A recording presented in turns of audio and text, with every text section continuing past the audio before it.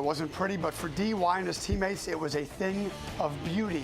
It was a win, and the Redskins walked off FedEx Field Sunday feeling so much better, and now Dallas is next. We will look back at Sunday, look ahead to next Monday, take your calls as well tonight on After the Game with Darrel Young. Live from News Channel 8, this is After the Game with Darrel Young. They had to have it and went down to the final play, and with that Kai Forbath field goal, the Redskins got it. Their first win since week 2. Now what? Can Sunday serve as a turning point in what looked like a lost season? Good evening. Thank you so much for joining me tonight. I'm Alex Parker, the man of the hour. On a winning football team yesterday, Darrel Young. DY, how's it feel? Feels better than the past couple of weeks, I'll tell you that. A lot of folks will say, well, it's just Tennessee. It was at home. You're supposed to win. What do you tell those folks? They're an NFL team. You know, you just got to go out there and play. And you know, like you said, I seen some of the analysts talking before the game. They had some of them had the Titans winning, some of them had us winning. So, it just feels good to win. Actually, you pay attention to what analysts say? Sometimes. The good stuff. Well, probably sense. The bad stuff. Yeah, sometimes when it makes sense. I sort of mentioned this wasn't a must-win game to keep pace. This was a must-win game for the Redskins and their fans to sort of save face. The tension before and really during this game, knowing what was at stake, not standings-wise, sort of psyche-wise. I think so. Mentally for this team, it's a confidence booster, especially going into a division game, going to play Dallas and stuff like that. And everyone knows what's at stake. Records don't matter at this point, but it was a must-win in terms of where we're trying to go with this thing. And like you said, you hopefully end up 11-5, but realistically, just try to put yourself in a situation where you could be a playoff contender. And right now we're 2-5. Our goal is to be 3-5. Folks, if you want to chat with DY, 703-387-1020 is our lawn and leisure hotline. The big story in the game. It's always quarterbacks around here. You know how this works. Yeah. Kirk, who has shown great things, has also shown some really poor things, and yesterday was not one of his better days. What was your experience like with Kirk in that first half? Like I said, Kirk's always going to put us in a situation to win because he has the ball in his hand, but his mistakes are more glaring than anyone else's just because he touches the ball so much. But he did some really good things. The ball slipped out of his hand on that interception. The other one, maybe he just didn't see that linebacker. I don't know. That's what, having a tall offensive line in front of you, it sucks sometimes, But I know Kirk can make plays. I know, he's always trying to, prepare to always be the best that he can be and make this team the best that he can be. So, I look at Kirk as a guy who's, is a competitor. And I've said that, for the past couple of weeks on the show. And it was kind of disheartening to see him bench just because I know what type of guy he is, and I know where he's came from and I know what he's trying to do. And, it just sucks because his play on the field isn't allowing him, to basically, be who he wants to be. It seems to us from afar that when he has a mistake, he's trying so hard, I think, to sort of erase the mistake that he makes another and maybe another. What is the feeling with him in the huddle? Me personally being in it with him, I think he's a guy that takes control. He makes you feel like you're gonna have the most confidence going into a play because that's what type of guy he is. He's gonna put the team in the best situation in terms of mentally being there for you. Just his presence, saying, hey, being strong in the huddle, being attentive to things that's happening around. And like I said, it sucks that the interceptions happens, but it's the NFL. That's what happens, and those guys are out there trying to make plays as well. You guys come off the field at halftime. Folks are booing. I think there's speculation that Jay Gruden's going to make a quarterback switch. How did you find out that it was going to be Colt? Did Jay announce this to the team? Colt ran out in the third quarter, and I said, where's Kirk? And Kirk was standing next to me, and I just said, you know what, God has a plan for you, man. It just wasn't meant to be for, the past couple of weeks. So, hopefully it gets better for you, and I hope it does. But, Colt came in and did a great job, and he won the game for us. So it wasn't some mass declaration by the coach. Hi, everybody, we're on. It was the other fellow ran out, and that was the new quarterback. Yeah, well, I don't know what happened in between there, but I just know I was, waiting for the plays to be written up on the board, and then came out, and I was getting ready for, some special teams action, and, Colt runs in, so. Were you surprised? I was. I didn't know where we were trying to go with things, but Coach said that, he's making a statement saying that, if you aren't doing your job, you're going to be replaced. And you see a guy like Columbus come out too, So, two guys that we've been to war with, two guys that showed in the 2012 season that, we're capable of making a run. And, they were both major, contributors to it. And looking at that, it just kind of sucks. But I understand, that mistakes happen and, they got to move on from us. What does that do to the other 51 guys when you see two guys benched and coach says, this is why I'm doing this, he's serving notice. I imagine there's a positive effect, but there can also be a, uh-oh, I could be next. It's a reality check. It makes you, not saying that those two guys aren't on what they do, they're not on top of their job, but looking at that, it just, it makes you focus more, makes you want to, be smart about things. I know the special teams coach addressed us a couple weeks ago saying, hey, if another guy is offsides, we're going to do something about this. And no one's been offsides on kickoffs because, that was a big problem the first couple of weeks. So I think, just actually saying it and doing it are two different things, and he did it, and, it showed, and guys stepped up and made plays that we needed to make. And I know, at one point he said, we better not drop another ball. If you drop another ball, you're coming out. And everyone looked like, hey, well, there was no drop balls in the second half. So, maybe that's what we needed. So McCoy comes in, completes his first pass. It's about a 10 or 15 yard out.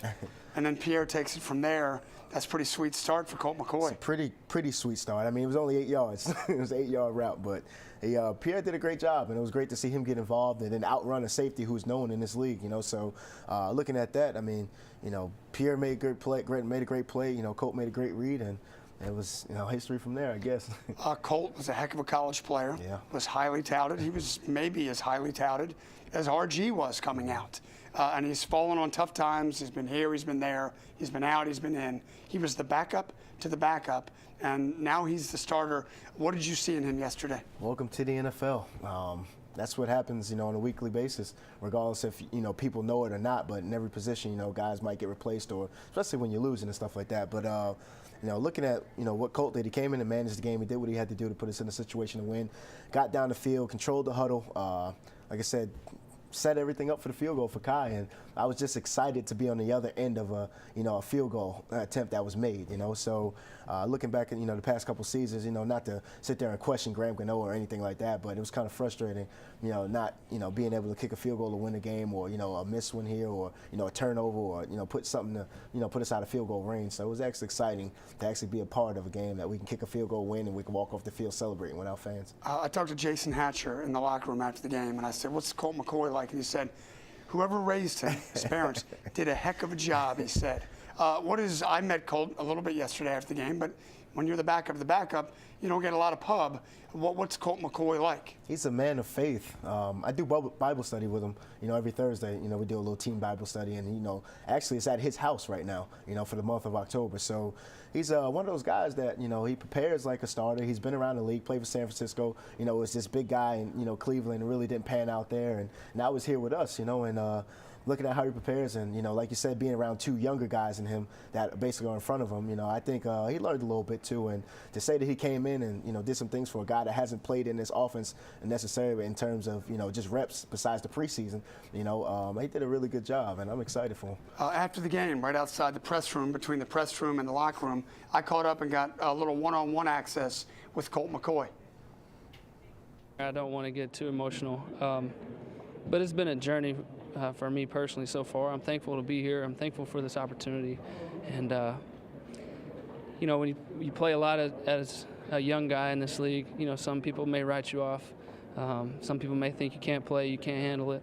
And I accept all that. I accept everything that's happened in this league. But I've also clawed and fought my way back to be able to play in this league because I know I have the ability to. So I'm thankful for that.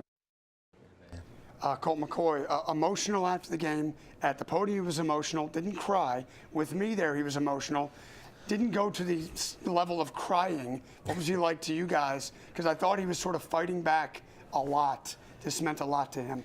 You know what? Mentally, I don't know. I don't know what he's went through as a player. I just know, just seeing on ESPN and, being a fan of the NFL, just tracking guys, and especially, the success he had, like you said, at, Texas and stuff like that. So, he's an emotional guy. I mean, he gets excited in practice. He's on the scout team over there. He has a guy like Santana, so they're over there working on their craft and getting better. And, he gets better every day. And like you said, to be in a situation like that, to not take any reps, and, you guys are out there. You see some of the things that we do, and all the quarterbacks take reps, but the third guy really doesn't get any reps. His reps are on the scout team. His reps are, mentally in the week, just in terms of preparation, when Jake Ruden's installing players or Sean McVay's up there talking about the run game or something, So I think, looking at that, he prepared and he got his opportunity and he did something about it. He said yesterday he had never thrown Pierre Garçon a pass, a real pass, until yesterday, and 80 yards later, it's a touchdown. DY is here, of course, after the game with Darrel Young. A lot of folks want to weigh in on our lawn and leisure hotline. We will get to you. And folks, if you call in, remember this, you can win a big green egg, that big green egg, if you call in and you get through on our lawn and leisure hotline. For the rules, go to WJLA.com/biggreenegg. We will be back after this.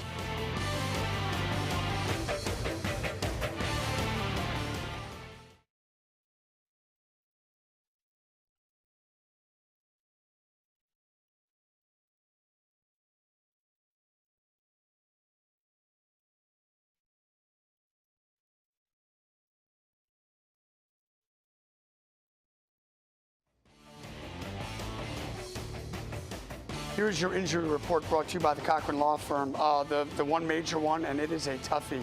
It is a bummer for Redskins fans, and certainly for Brian himself. Brian Arakpo, torn pectoral muscle. He will undergo surgery. Jay Gruden says Brian Arakpo is now out for the season. Here's Jay Gruden on the loss earlier today. It's a blow. You know, D'Angelo was a blow. Obviously, it's secondary. You lose a proven starter like that, then you have to play people behind him. It hurts your depth, obviously hurts your leadership. Same with Brian. You know, his production may not be where people think it should be, but he's still been playing very good against the run and been disruptive in the passing game, and that'll be a big loss. Now Trent Murphy, who is playing as a role player, now all of a sudden has to be the starter, and it's a big difference. So it's a major blow. Gruden, you're buddies with Rack. This has happened to him before. I think it was a different pectoral. It's a bummer. It is. I came in with Arakpo. You know, in 2009, we were both in the same class, played linebackers together. Played linebacker together. It sucks, you know, seeing where he's came from. I know he was a high-round draft pick, but he's one of those guys that works hard. You know, you seen the video of him coming out when he was a rookie.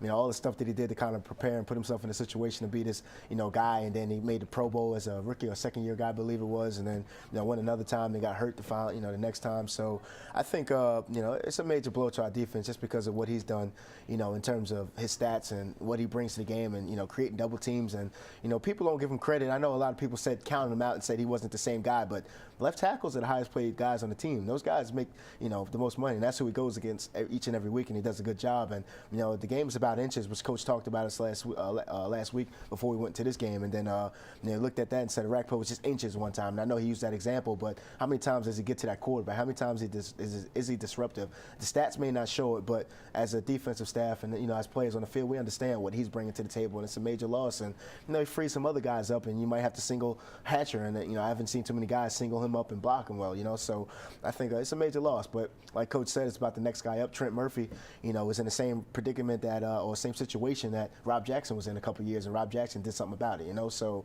you know, I'm excited for Trent. You know, I know what type of guy he is. He was a second-round pick, but also in a role position. You know, you think as a guy who's been a starter and go second round, you think you're going to come into a situation to start, but he came, you know, and played behind two veterans who kind of established and, you know, kind of fit in with those guys and learned a little bit. So I'm excited about the path that he's about to take to basically become the, you know, player who I think he can become one day. The other big news out of Ashburn today, your coach said Colt McCoy will start Monday at Dallas, which I don't think was a surprise.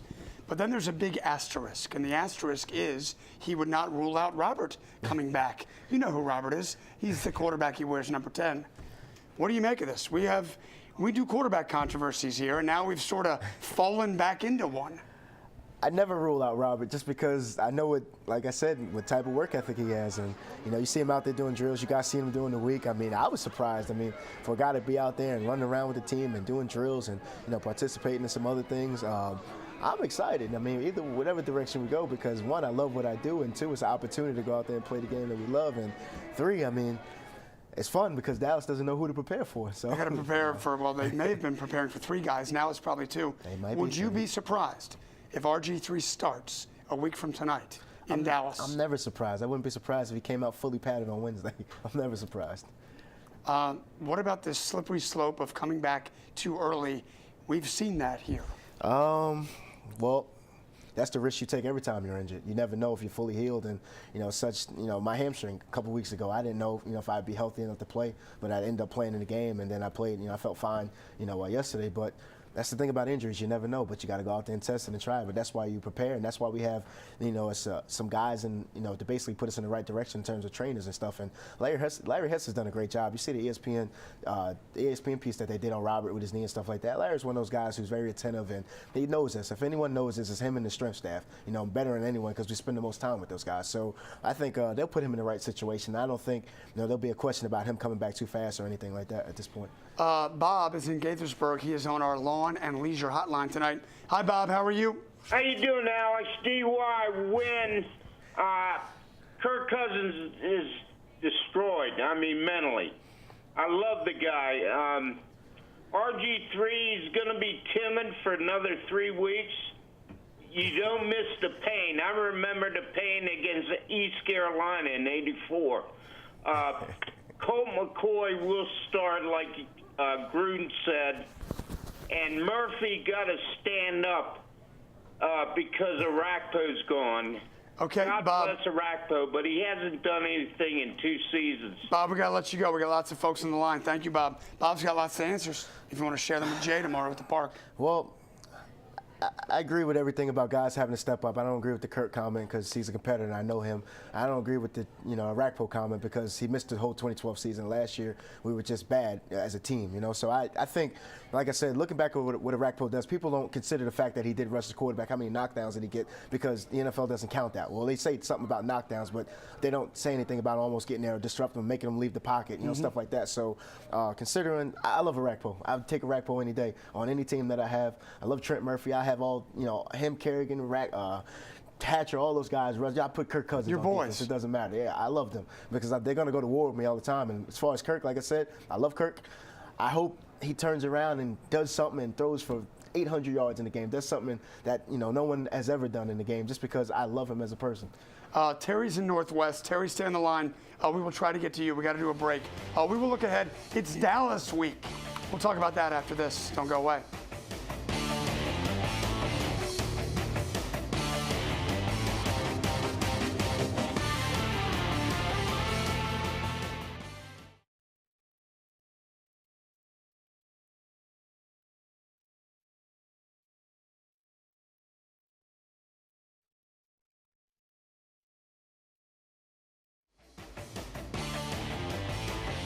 Play the game brought to you by Normandy Carpet Care.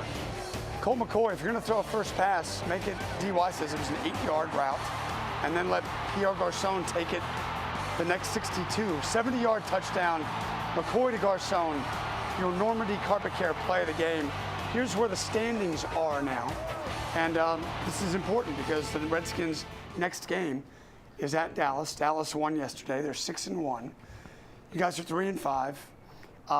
2-5, I'm sorry. I like that, 3-5. Yeah, I'm like your coach last week had one extra loss. I'm now giving you wins. That's fine. DY, you got to win this game if you want to be relevant at all the rest of the way in the NFC East. No pressure. The good thing is we play all these teams again, Cowboys twice from here. So, yeah, we do have to win, but it's a long season. Anything can happen. Dallas can end up 6-10. You never know. It's Monday night. It'll be in their place. Nobody is going to think you guys can do this, especially with the backup to the backup starting if he starts. That's probably a good thing as a player. I mean, you go in against all odds. It's a great thing. It's a great thing. I mean, upsets. That's what you live for when you're an underdog going into a situation. And we're excited. It's a rivalry game. Records don't mean anything in this game. And people are going to say, hey, that's what you said about the Giants game. But it's something about this Dallas Redskins game. I don't know what it is. Every time I hear, in the offseason, people talking about the Redskins, they're like, hey, just beat the Cowboys twice and I'm fine. Well, I mean, I want to win a couple more games than that, but it's exciting. I'm excited to actually go out there and have some fun and play on Monday Night Football again. And the history isn't good on Monday Night Football, a primetime game for us right now, but this is the chance to turn it around, and what a way to start it, if we could. We will have more with Darrel Young on After the Game with Darrel Young right after this. Don't go away.